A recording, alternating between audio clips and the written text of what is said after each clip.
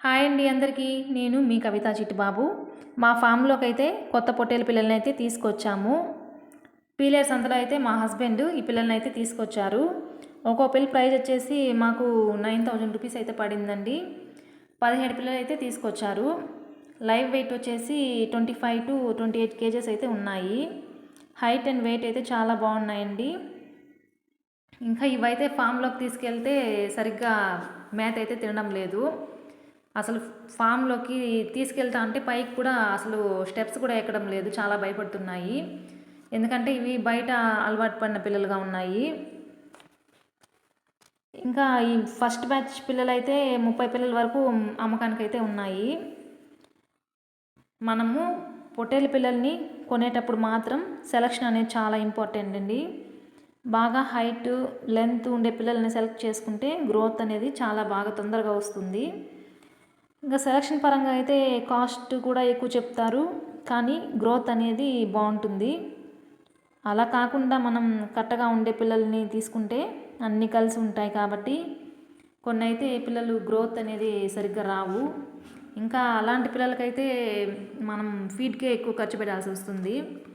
కాబట్టి సెలక్షన్ అనేది చాలా ఇంపార్టెంట్ అండి మనం పిల్లల్ని కొనేటప్పుడు. మాకు ఫస్ట్ బ్యాచ్లో సరిగ్గా అనుభవం లేకుండా కట్టగా ఉండే పిల్లల్ని తీసుకొచ్చారు. వాటిలో ఒక 4 పిల్లలైతే గ్రోతే రావడం లేదండి.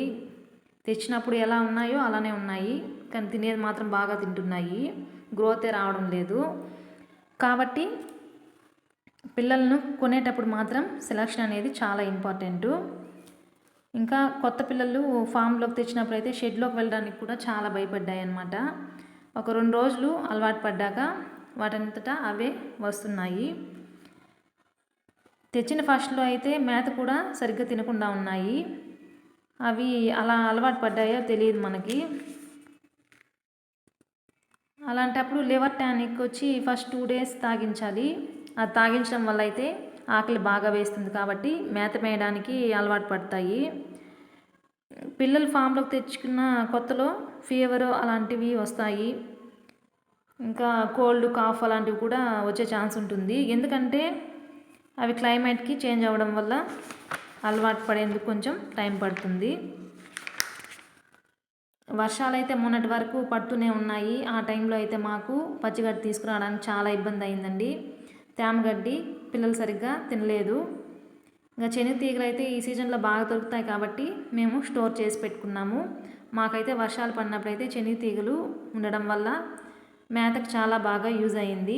ఇంకా ఇప్పుడు ఎండలు రావడం వల్ల ఈ శనగతీగలను అయితే కాసేపు ఎండలో ఆరబెట్టుకొని ఈరోజు కావాల్సిన శనగతీగలను అయితే ఆరబెట్టుకొని కాస్త ఎండకు ఆరిన తర్వాత అయితే కట్టరకు వేసుకొని పిల్లలకి మేతగా అయితే ఇస్తున్నాము.